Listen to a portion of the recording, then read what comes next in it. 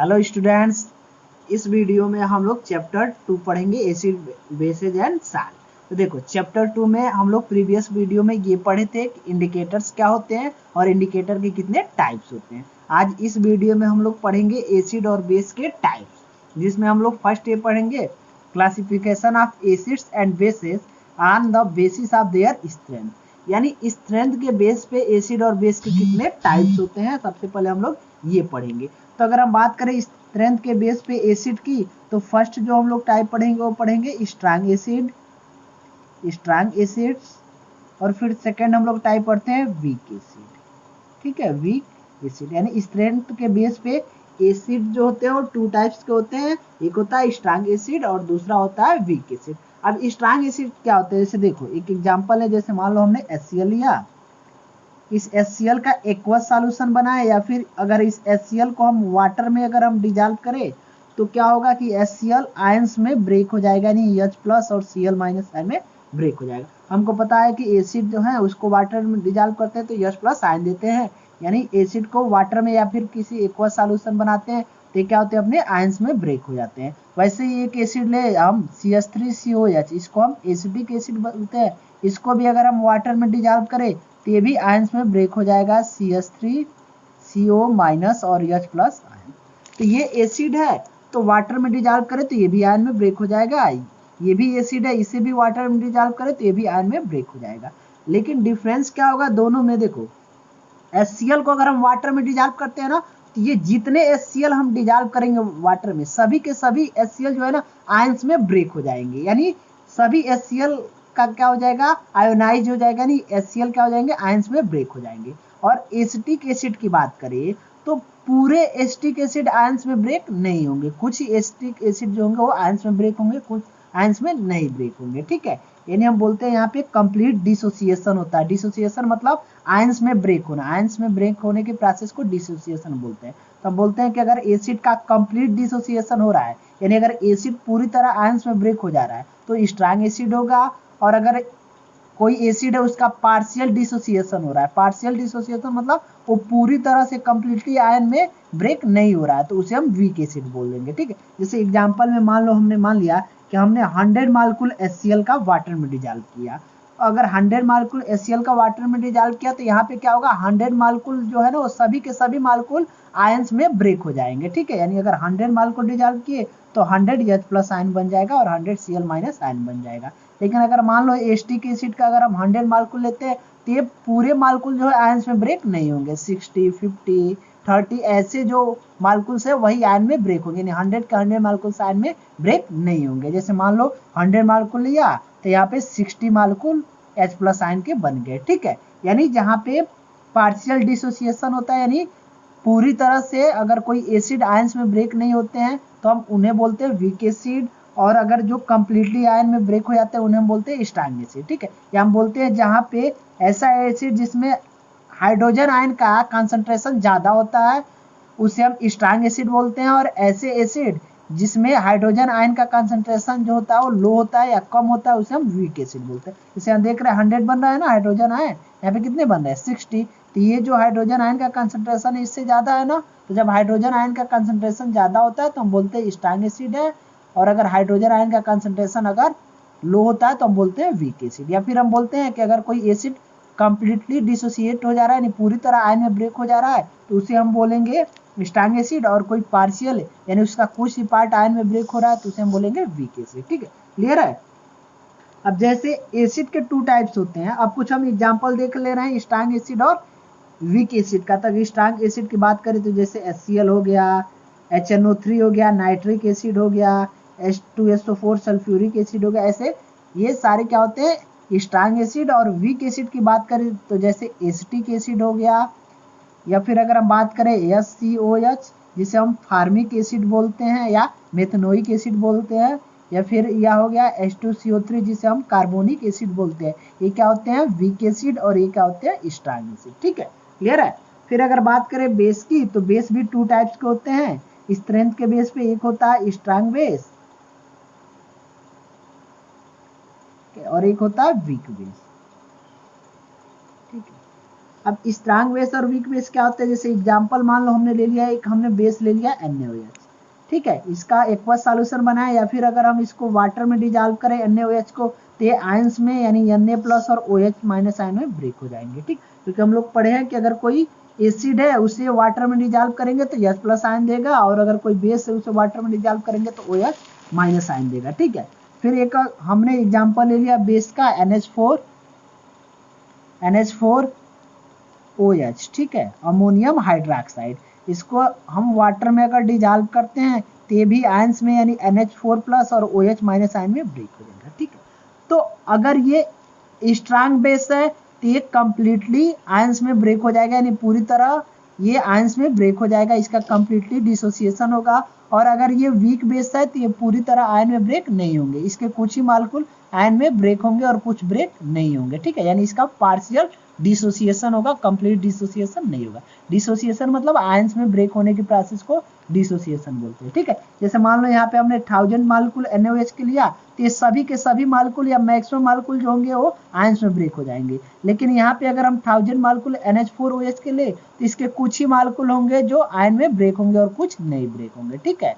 तो ये strong acid हो गया, या हम ऐसे बोल सकते हैं कि यहाँ पे जैसे अगर 1000 मॉलिक्यूल NaOH के लिए तो 1000 मॉलिक्यूल OH- आयन के बन जाएंगे, और यहाँ पे मान लो अगर 1000 मॉलिक्यूल NH4H अमोनियम हाइड्रोक्साइड के लिए तो मान लो 600 ही OH- आयन के बने, यानी ये पूरी मॉलिक्यूल जो होंगे ना आयंस में ब्रेक ही नहीं होंगे, कुछ ही ब्रेक होंगे। जैसे मान लो 1000 में से 600 मॉलिक्यूल आयंस में ब्रेक हो गए, तो जितने ब्रेक होंगे उतने OH- आयन बनेंगे। तो हम ऐसे बोल सकते हैं कि ऐसे बेस जिसमें OH- आयन का कंसंट्रेशन ज्यादा होता है उसे स्ट्रांग बेस बोलते हैं, और ऐसे बेस जिसमें OH- आयन का कंसंट्रेशन लो होता है उसे हम वीक बेस बोलते हैं, ठीक है, क्लियर है। तो स्ट्रेन के बेस पे एसिड भी 2 टाइप के होते हैं और बेस भी। अब कुछ हम स्ट्रांग एसिड का अगर हम बात करें तो जैसे NaOH हो गया सोडियम हाइड्रोक्साइड, KOH हो गया पोटेशियम हाइड्रोक्साइड, ठीक है, BaOH हो गया बेरियम हाइड्रोक्साइड, ये क्या होते हैं स्ट्रांग एसिड। और वीक एसिड की बात करें तो जैसे अमोनियम हाइड्रोक्साइड हो गया, CuOH का होल ट्वाइस यानी कॉपर हाइड्रोक्साइड हो गया, MgOH का होल ट्वाइस मैग्नीशियम हाइड्रोक्साइड हो गया, ठीक है। देखो ये जो मैग्नीशियम हाइड्रोक्साइड होता है ना इसे हम बोलते हैं milk of magnesia, milk of magnesia. हमसे ये भी पूछता है कि मिल्क ऑफ मैग्नीशिया जो होता है उसका केमिकल फार्मूला क्या होता है, तो क्या होता है MgOH का होल ट्वाइस, यानी मैग्नीशियम हाइड्रोक्साइड को ही हम बोलते हैं मिल्क ऑफ मैग्नीशिया, ठीक।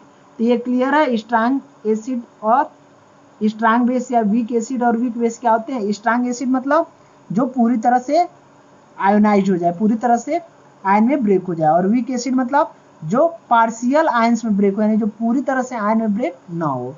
वैसे स्ट्रांग बेस मतलब जो पूरी तरह से आयंस में ब्रेक हो जाए, कंप्लीटली आयंस में ब्रेक हो जाए, और वीक बेस मतलब कि जो पार्शियल आयंस में ब्रेक हो, जिसका पार्शियल डिसोसिएशन हो। या फिर हम ऐसे बोलते हैं कि अगर स्ट्रांग एसिड है तो हाइड्रोजन आयन का कंसंट्रेशन ज्यादा होगा, और वीक एसिड है तो हाइड्रोजन आयन का कंसंट्रेशन कम होगा या लो होगा। वैसे अगर स्ट्रांग बेस है तो OH- आयन का कंसंट्रेशन ज्यादा होगा, और वीक बेस है तो OH- आयन का कंसंट्रेशन कम होगा, ठीक है।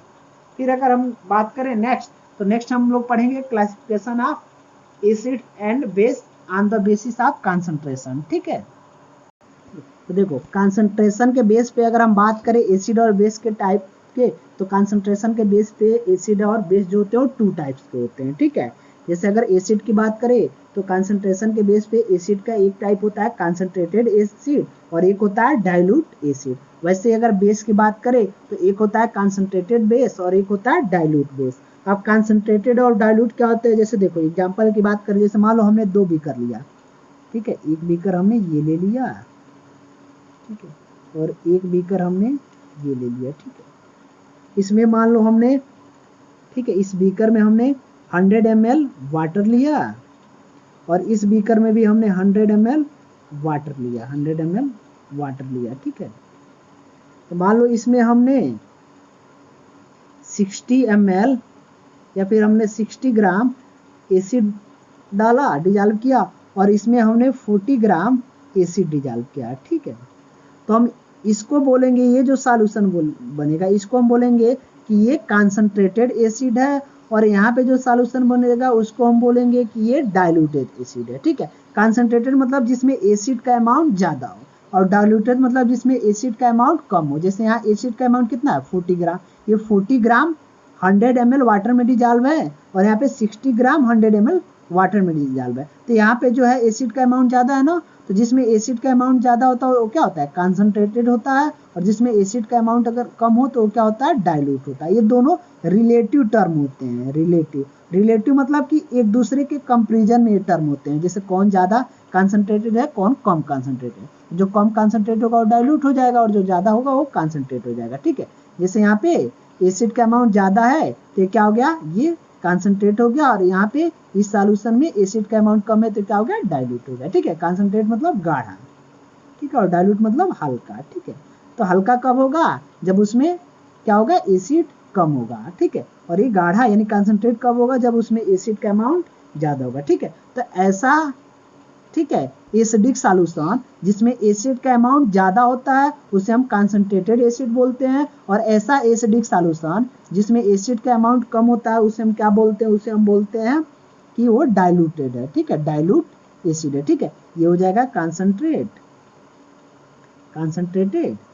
एसिड या कॉन्सनट्रेटेड एसिडिक सॉल्यूशन, और ये क्या हो जाएगा ये हो जाएगा डाइल्यूट। ठीक है, क्लियर है। वैसे ही अगर कॉन्सनट्रेट बेस की बात करें तो एक ऐसा बेसिक सॉल्यूशन जिसमें बेस की अमाउंट ज़्यादा होती है उसे हम कॉन्सनट्रेट बोलते हैं, और ऐसा बेसिक सॉल्यूशन जिसमें बेस का अमाउंट कम होता है उसे हम क्या बोलते हैं, उसे हम बोलते हैं डाइल्यूट सॉल्यूशन। ठीक है, क्लियर है। कॉन्सनट्रेशन मतलब जैसे देखो, जैसे मान लो हम एक एग्जाम्पल बोले कि हमारे पास टू बीकर से, एक बीकर ये हो गया और एक बीकर ये हो गया। ठीक, हमने बोला कि इसमें हमने ले लिया ठीक है 120 ml वाटर, इसमें भी हमने ले लिया मान लो 120 ml वाटर। इसमें हमने बोला कि इसमें हमने बेस डिजॉल्व किया, इसमें मान लो हमने बेस 80 ग्राम हमने बेस डिजॉल्व किया, और इसमें मान लो हम बोले कि इसमें हमने 60 ग्राम बेस डिजॉल्व। हम बोले इन दोनों सॉल्यूशन में कौन कॉन्सनट्रेट सॉल्यूशन है और कौन डाइल्यूट सॉल्यूशन है, तो ये क्या हो जाएगा ये फर्स्ट वाला जो होगा वो कॉन्सनट्रेट हो जाएगा और सेकंड वाला सॉल्यूशन डाइल्यूट हो जाएगा। कॉन्सनट्रेट सॉल्यूशन को हम शॉर्ट फॉर्म में CON लिखते हैं और इसको डाइल्यूट को शॉर्ट फॉर्म में DIL लिखते हैं। ठीक है, तो एक फर्स्ट वाला कॉन्सनट्रेट और सेकंड वाला डाइल्यूट। ये कॉन्सनट्रेट सॉल्यूशन क्यों होगा क्योंकि इसमें हम देख रहे हैं बेस का अमाउंट क्या है ज़्यादा है 80 ग्राम, और ये डाइल्यूट क्यों होगा क्योंकि इसमें बेस का अमाउंट कम है ये 60 ग्राम। ठीक है, तो ये कॉन्सनट्रेट हो गया ये डाइल्यूट हो गया। क्लियर है। ठीक है, फिर हम लोग नेक्स्ट टाइप पढ़ेंगे। नेक्स्ट हम लोग पढ़ेंगे classification of acids on basicity of acid. ठीक है, हम नेक्स्ट एसिड के टाइप पढ़ेंगे वो उसके बेसिसिटी के बेस पे, यानी एसिड के बेसिसिटी के बेस पे एसिड के कितने टाइप्स होते हैं। देखो किसी एसिड का बेसिसिटी क्या होता है, अगर हम बात करें बेसिसिटी ऑफ एसिड, ठीक है, तो एसिड की बेसिसिटी क्या होती है कि एसिड के वन मालिक्यूल को जब वाटर में हम डिजॉल्व करते हैं, ठीक है, या एसिड को जब वाटर में डिजॉल्व करते हैं तो उसके वन मालिक्यूल में जितने H+ आयन होते हैं वही उसकी बेसिसिटी होती है, यानी number of H+ ions in one molecule of acid in aqueous solution. ठीक है, यानी किसी एसिड को अगर हम एक्वस सॉल्यूशन बनाए या किसी एसिड को वाटर में डिजॉल्व करें तो उस एसिड के वन मालिक्यूल में जितने हाइड्रोजन आयंस होंगे ना वही उसकी बेसिसिटी होगी। ठीक है, क्लियर है। जैसे देखो मान लो अगर हमने HCl लिया, इसको इसका एक्वस सॉल्यूशन बनाया या फिर HCl को वाटर में डिजॉल्व किया तो ये क्या होगा H+ और Cl- आयन में ब्रेक होगा। तो हम देख रहे हैं HCl का एक मालिक्यूल कितना हाइड्रोजन आयन दे रहा है 1 हाइड्रोजन आयन, तो यहाँ पे हम बोलेंगे कि HCl की बेसिसिटी कितनी होगी 1 होगी। ठीक है, वही अगर हम H2SO4 ले, इसको अगर हम वाटर में डिजॉल्व करें तो ये क्या होगा ये ब्रेक होगा 2H+ आयन, क्योंकि हाइड्रोजन 2 है तो 2H+ आयन बनेगा और सल्फेट पे कितना चार्ज होता है -2। ठीक है, तो अगर हम H2SO4 को वाटर में डिजॉल्व करते हैं तब यहाँ पे जो हाइड्रोजन आयन बनेगा वो 2 हाइड्रोजन आयन्स बनेंगे, तो हम बोलेंगे कि H2SO4 की बेसिसिटी कितनी होगी 2 होगी। ठीक है, देखो बेसिसिटी क्या होता है number of hydrogen ion in aqueous solution,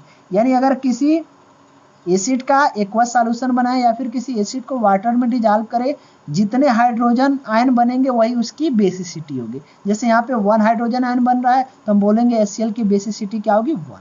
यहाँ पे 2 हाइड्रोजन बन रहा है तो हम बोलेंगे H2SO4 की बेसिसिटी क्या होगी 2।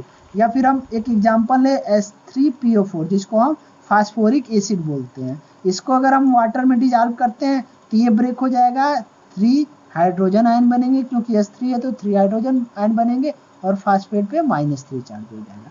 तो यहाँ पे हम देख रहे हैं कितने हाइड्रोजन आयन बन रहे हैं 3। इट मीन्स फास्फोरिक एसिड की जो बेसिसिटी होगी क्या हो जाएगी 3 हो जाएगी। क्लियर है, यानी जितने हाइड्रोजन आयन बनेंगे वही उसकी बेसिसिटी होगी। तो यहाँ 1 बन रहा है तो HCl की बेसिसिटी 1, यहाँ 2 हाइड्रोजन आयन बन रहे हैं तो H2SO4 की बेसिसिटी 2, यहाँ 3 बन रहे हैं तो इसकी बेसिसिटी क्या हो जाएगी 3।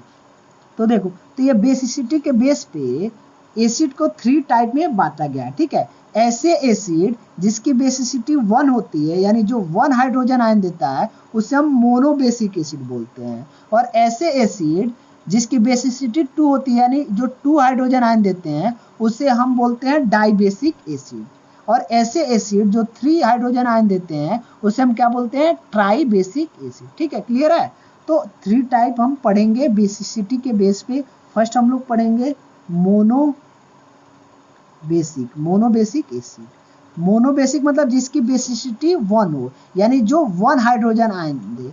ऐसे एसिड जिसको वाटर में डिजॉल्व करे या जिसका एक्वस सॉल्यूशन बनाए तो कितने हाइड्रोजन आयन दे 1 हाइड्रोजन आयन दे। जैसे अगर हम बात करें HCl की, जैसे हम बात करें HNO3 की, HNO3 को भी अगर वाटर में डिजॉल्व करेंगे तो ये क्या देगा H+ और NO3-। ठीक है, तो यहाँ पे एक H+ आयन बना है ना तो क्या हो जाएगा ये मोनोबेसिक हो जाएगा। ठीक है, क्योंकि इसकी बेसिसिटी 1 हो जाएगी। या फिर हम बात करें, जैसे हम बात करें एसिटिक एसिड की CH3COH। ठीक है, इसे भी अगर हम वाटर में डिजॉल्व करते हैं तो ये CH3CO- और H+ आयन में ब्रेक हो जाएगा। तो ये भी कितना H+ आयन दे रहा है 1। तो ये कौन सा एसिड हो जाएगा मोनोबेसिक। ठीक है, मोनोबेसिक मतलब जिसका सॉल्यूशन बनाया जाए एक्वस सॉल्यूशन तो कितने हाइड्रोजन आयन दे 1, या हम बोल सकते हैं जिसकी बेसिसिटी क्या हो 1। ठीक है, फिर हम सेकंड पढ़ते हैं डाई बेसिक एसिड्स। ठीक है, डाई बेसिक एसिड मतलब कि जिसका एक्वस सॉल्यूशन बनाया जाए तो वो 2 हाइड्रोजन आयन दे। ठीक है, जैसे अगर हम बात करें एग्जांपल में अभी हम देखें H2SO4। ठीक है, या फिर हम बात करें कार्बोनिक एसिड H2CO3, इसको हम बोलते हैं कार्बोनिक एसिड। इसको अगर वाटर में डिजॉल्व करते हैं तो ये 2H+ आयन और CO3 पे -2 चार्ज, इसमें क्या हो जाता है ये ब्रेक हो जाता है। तो हम देख रहे हैं कि इसको जब वाटर में डिजॉल्व कर रहे हैं कार्बोनिक एसिड को तो कितने हाइड्रोजन आयन बन रहा है 2, यानी इसकी बेसिसिटी क्या हुई 2। तो जिसकी बेसिसिटी 2 होती है उसे क्या बोलते हैं डाइबेसिक, या ऐसे बोलते हैं कि जिसका एक्वस सॉल्यूशन बनाया जाए तो कितने हाइड्रोजन आयन दे 2 हाइड्रोजन। अगर 2 हाइड्रोजन आयन देगा तो क्या हो जाएगा डाइबेसिक। ठीक है, या फिर अगर एक और एग्जाम्पल बात करें H2SO3, इसको भी जब हम वाटर में डिजॉल्व करेंगे तो 2H+ आयन और SO3 -2 आयन चार्ज में क्या हो जाएगा ब्रेक हो जाएगा। ठीक है, तो यहाँ भी हम देख रहे हैं कितने हाइड्रोजन आयन बन रहे हैं 2। तो जब 2 हाइड्रोजन आयन बन रहे हैं तो क्या हो जाएगा डाइबेसिक। क्लियर है। फिर हम नेक्स्ट पढ़ेंगे वो हम लोग पढ़ेंगे ट्राइबेसिक एसिड। अब ट्राई मतलब कितने हाइड्रोजन आयन देगा 3 हाइड्रोजन आयन। ठीक है, जैसे अभी हम लोग देखे इसको H3PO4 को देखे ना, जैसे हम लोग देखे थे H3PO4 फास्फोरिक एसिड को जब हम वाटर में डिजॉल्व कर रहे थे तो ये 3H+ आयन दे रहा था और PO4 पे माइनस। ठीक है, तो ये क्या हो गया ये ट्राई बेसिक, क्योंकि ये क्या दे रहा है 3 हाइड्रोजन आयन दे रहा है या फिर इसकी बेसिसिटी 3 हो रही है। ठीक है, या फिर अगर बात करें H3PO3 की, ठीक है, इसको भी अगर वाटर में डिजॉल्व करेंगे तो 3H+ आयन देगा और PO3 पे -3। ठीक है, क्लियर है। तो अगर एक्वस सॉल्यूशन में एक हाइड्रोजन आयन देगा तो मोनोबेसिक बोलेंगे, या जिसकी बेसिसिटी 1 होगी उसे मोनोबेसिक बोलेंगे, या फिर जो 2 हाइड्रोजन आयन देगा या जिसकी बेसिसिटी 2 होगी उसे डाइबेसिक बोलेंगे, और जो एक्वस सॉल्यूशन में 3 हाइड्रोजन आयन देगा या जिसकी बेसिसिटी 3 होगी उसे हम ट्राइबेसिक बोलेंगे। ठीक है, अब देखो यहाँ पे हम लोग पढ़े बेसिसिटी के बेस पे एसिड के टाइप। अब हम लोग पढ़ेंगे एसिडिटी के बेस पे बेस के टाइप। ठीक है, ठीक है, तो हम लोग एसिड के टाइप्स पढ़े बेसिसिटी के बेस पे। देखो एसिड का हम लोग बेसिसिटी निकालते हैं और बेस की एसिडिटी निकालते हैं। ठीक है, समझ में आ रहा है। अगर कोई एसिड है, ठीक है, अगर कोई एसिड है तो उस एसिड का हम लोग बेसिसिटी निकालते हैं। बेसिसिटी क्या होता है कि अगर एसिड का हम एक्वस सॉल्यूशन बनाएं वो जितने हाइड्रोजन आयन देगा वो इसकी क्या हो जाएगी बेसिसिटी हो जाएगी। ठीक है, और अगर हम बात करें बेस की, तो हम बेस की एसिडिटी निकालते हैं। अगर एसिड है तो उसकी बेसिसिटी निकालेंगे,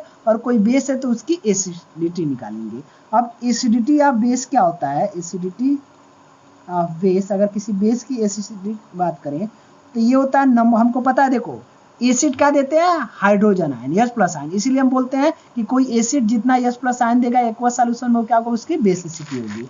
और बेस क्या देते हैं, OH माइनस आयन, तो हम बोलते हैं कोई अगर बेस है उसको वाटर में डिजॉल्व करे या उसका एक्वस सॉल्यूशन बनाए तो जितने OH माइनस आयन देगा वही उसकी क्या होगी, एसिडिटी, क्योंकि बेस क्या देते हैं, OH माइनस आयन देते हैं। तो हम बोलते हैं एसिडिटी क्या होता है कि number of OH minus ion, number of OH minus ion in aqueous solution of base। अगर बेस का एक्वस सॉल्यूशन बनाया जाए उसमें जितने OH माइनस आयन होंगे वही उसकी क्या होगी, एसिडिटी। कंफर्म हो रहा है, देखो एसिड होगा तो उसकी बेसिसिटी कैलकुलेट करते हैं। और बेसिसिटी क्या होता है कि हमको पता है एसिड H प्लस आयन देते हैं एक्वस सॉल्यूशन में, तो कोई भी एसिड एक्वस सॉल्यूशन में जितने H प्लस आयन देगा वही उसकी बेसिसिटी होगी। अगर 1 H प्लस आयन देगा तो उसकी बेसिसिटी 1 होगी, 2 H प्लस आयन देगा बेसिसिटी 2 होगी, 3 H प्लस आयन देगा तो उसकी बेसिसिटी 3 होगी। लेकिन अगर बेस की बात करें तो हम बेस का एसिडिटी निकालते हैं, और हमको पता है बेस एक्वस सॉल्यूशन में क्या देते हैं, OH माइनस आयन, तो कोई भी बेस एक्वस सॉल्यूशन में जितने OH माइनस आयन देगा वही उसकी क्या होगी, एसिडिटी। ठीक है, जैसे अगर बात करें, देखो अगर हम बात करें NaOH की ना, इसका एक्वस सॉल्यूशन बनाए या फिर इसको वाटर में डिजॉल्व करें तो क्या होगा, Na प्लस और OH माइनस आयन में ब्रेक हो जाएगा। तो यहाँ कितने OH माइनस बन रहे हैं, 1, तो हम बोलेंगे NaOH की एसिडिटी कितनी होगी, 1। वैसे अगर हम बात करें, मान लो MgOH का होल ट्वाइस ले ले, मैग्नीशियम हाइड्रोक्साइड, इसको अगर हम वाटर में डिजॉल्व करते हैं तो Mg प्लस 2 और OH माइनस 2, OH माइनस और ये 2 OH माइनस में क्या हो जाएगा, ब्रेक। कितने OH है, 2, तो कितने OH माइनस बनेंगे, 2। तो Mg पे हमको पता है प्लस 2 चार्ज होता है और OH पे माइनस 1 चार्ज, लेकिन कितने OH बनेंगे, 2, तो ये 2 OH माइनस। तो हम यहाँ देख रहे हैं OH माइनस साइन कितने बना है, 2, तो हम बोलेंगे मैग्नीशियम हाइड्रोक्साइड की एसिडिटी कितनी होगी, 2। या फिर अगर हम बात करें, मान लो हम ले ले एल्युमिनियम हाइड्रोक्साइड, ये सारे क्या है, ये बेस है क्योंकि OH है ना। अगर इसको भी हम वाटर में डिजॉल्व करते हैं तो ये क्या होगा, Al प्लस 3, क्योंकि एल्युमिनियम पे चार्ज क्या होता है, प्लस 3, और यहाँ पे 3 OH है ना, ठीक है, यहाँ पे 3 OH है, तो ये 3 OH माइनस आयन में ब्रेक हो जाएगा। ठीक है, तो हम देख रहे हैं यहाँ पे OH माइनस आयन कितने बने, 3, तो हम बोलेंगे एल्युमिनियम हाइड्रोक्साइड की एसिडिटी कितनी होगी, 3। क्लियर है, यानी कोई भी बेस एक्वस सॉल्यूशन में जितने OH माइनस आयन देता है वही उसकी क्या होती है, वही उसकी एसिडिटी होती है। अगर एक OH माइनस आयन देगा तो उसकी एसिडिटी 1 होगी, 2 OH माइनस आयन देगा तो एसिडिटी 2 होगी, 3 OH माइनस आयन देगा तो एसिडिटी 3 होगी। ठीक है, तो ऐसे on the basis of acidity, ठीक है, हम लोग बेस के 3 टाइप्स पढ़ते हैं। फर्स्ट हम लोग पढ़ते हैं मोनो एसिड बेस। एसिड वाले में हम क्या पढ़े थे, मोनो बेसिक एसिड, यहाँ क्या पढ़ेंगे, mono acidic base. Mono acidic मतलब जिसकी एसिडिटी क्या होनी चाहिए, 1। ठीक है, मोनो एसिडिक मतलब ऐसा बेस जिसकी एसिडिटी क्या हो, 1 हो, या फिर ऐसा बेस जो कितना OH माइनस आयन दे, 1 OH माइनस आयन। ठीक है, जैसे अगर हम बात करें NaOH की, तो हम देख रहे हैं जब इसको वाटर में डिजॉल्व कर रहे हैं तो ये क्या हो रहा है, Na प्लस और OH माइनस आयन में ब्रेक हो जा रहा है। जब हम NaOH का एक्वस सॉल्यूशन बना रहे हैं या वाटर में डिजॉल्व करें तो ये कितना OH माइनस आयन दे रहा है, 1। तो ऐसा बेस जो एक OH माइनस आयन देता है उसे मोनो एसिडिक बेस बोलते हैं। या फिर हम बोलते हैं ऐसे बेस जिसकी एसिडिटी क्या हो, 1 हो, उससे हम क्या बोलते हैं, मोनो एसिडिक बेस। जैसे अगर हम बात करें, मान लो KOH को, इसको भी जब हम वाटर में डिजॉल्व करेंगे तो K प्लस और OH माइनस आयन में ब्रेक हो जाएगा। तो यह बेस है, इसको वाटर में डिजॉल्व किया तो कितना OH माइनस दिया, 1 OH माइनस आयन। तो जब 1 OH माइनस आयन दिया तो इसको हम क्या बोलेंगे, इसको बोलेंगे मोनो एसिडिक। देखो मोनो एसिडिक मतलब ऐसा बेस जिसकी एसिडिटी क्या हो, 1। तो यहाँ पे एसिडिटी क्या हो रही है, 1, क्योंकि यह वो 1 OH माइनस आयन दे रहे हैं। ठीक है, कुछ और एग्जाम्पल की बात करें, जैसे हम बात करें NH4OH, इसको भी जब हम वाटर में डिजॉल्व करेंगे तो ये NH4 और OH माइनस में ब्रेक हो जाएगा। ये भी कितना OH माइनस दिया 1, तो इसकी एसिडिटी कितनी हुई 1, तो ये क्या हो गया मोनो एसिडिक बेस। ठीक है, क्लियर है। फिर सेकंड बात करें तो हम बात करेंगे डाई एसिडिक बेस। ठीक है, डाई एसिडिक बेस। अब देखो डाई एसिडिक मतलब इसकी एसिडिटी क्या होनी चाहिए 2, यानी ये कितना OH माइनस आयन देना चाहिए एक्वा सॉल्यूशन में 2। तो जैसे अगर हम बात करें, अभी हम लोग देखें MgOH के होल ट्वाइस को, इसको जब हम वाटर में डिजॉल्व करते हैं तो क्या होता है कि Mg+2 और 2 OH माइनस आयन में ब्रेक हो जा रहा है। तो कितना OH माइनस आयन दे रहा है 2, यानी इसकी एसिडिटी क्या हुई डाई, यानी ठीक है इसकी एसिडिटी क्या हुई 2। जब इस एसिडिटी 2 हुई तो कौन सा बेस हुआ, ये हुआ मोनो, ये हुआ डाई एसिडिक बेस। ठीक है, जैसे और एग्जांपल ले, जैसे मान लो हमने एग्जांपल ले लिया CuOH का होल ट्वाइस, इसको अगर हम H2 यानी वाटर में डिजॉल्व करें तो ये Cu+2 और 2 OH माइनस आयन में ब्रेक हो जाएगा। तो हम देख रहे हैं यहाँ पे कितने OH माइनस आयन बन रहे हैं 2। तो जब 2 OH माइनस आयन बन रहे हैं तो इसकी एसिडिटी क्या होगी 2, यानी ये कौन सा बेस हो जाएगा, ये हो जाएगा diacidic base. Diacidic मतलब एसिडिटी 2 होना चाहिए, एक ऐसा बेस जिसकी एसिडिटी क्या हो 2 हो। तो हम देख रहे हैं कि यहाँ पे इसकी एसिडिटी क्या हो रही है 2, इसकी एसिडिटी 2 क्यों हो रही है, क्योंकि ये 2 OH माइनस आयन दे रहा है। या फिर हम ऐसे बोलते हैं कि एक ऐसा बेस जिसका एक्वस सॉल्यूशन बनाया जाए तो 2 OH माइनस आयन दे तो क्या हो जाएगा, वो डाई एसिडिक बेस हो जाएगा। ठीक है, या फिर हम एग्जाम्पल ZnOH का होल ट्वाइस ले, जिंक हाइड्रोक्साइड, इसको भी जब हम वाटर में डिजॉल्व करेंगे तो Zn+2 और 2 OH माइनस आयन में ब्रेक हो जाएगा। तो ये जब 2 OH माइनस आयन दे रहा है तो क्या हो जाएगा डाई एसिडिक बेस। फिर अगर हम बात करें थर्ड की, तो हम थर्ड बात करते हैं ट्राई एसिडिक बेसिक। अब ट्राई एसिडिक मतलब जिसकी एसिडिटी क्या होनी चाहिए 3, ऐसे बेस जिसकी एसिडिटी क्या हो 3 हो। जैसे हम बात करें FeOH का होल ट्वाइस, फेरिक हाइड्रोक्साइड। ठीक है, फेरिक हाइड्रोक्साइड जिसको हम वाटर में डिजॉल्व करते हैं तो Fe+3 और 3 OH माइनस आयन में ब्रेक हो जाता है। तो ये 3 OH माइनस आयन बना, यानी इसकी एसिडिटी क्या हुई 3। तो जब एसिडिटी 3 हुई तो कौन सा बेस हुआ, तो ये ट्राई एसिडिक बेस हुआ। ठीक है, या फिर हम बात करें AlOH का होल ट्वाइस, एल्युमिनियम हाइड्रोक्साइड, इसको भी जब हम वाटर में डिजॉल्व करेंगे तो यह Al+3 और 3 OH माइनस आयन में ब्रेक हो जाएगा। तो 3 OH माइनस आयन बना, यानी इसकी एसिडिटी क्या हुई 3। जब एसिडिटी 3 हुई तो ये कौन सा बेस हुआ, ट्राई एसिडिक बेस। क्लियर है।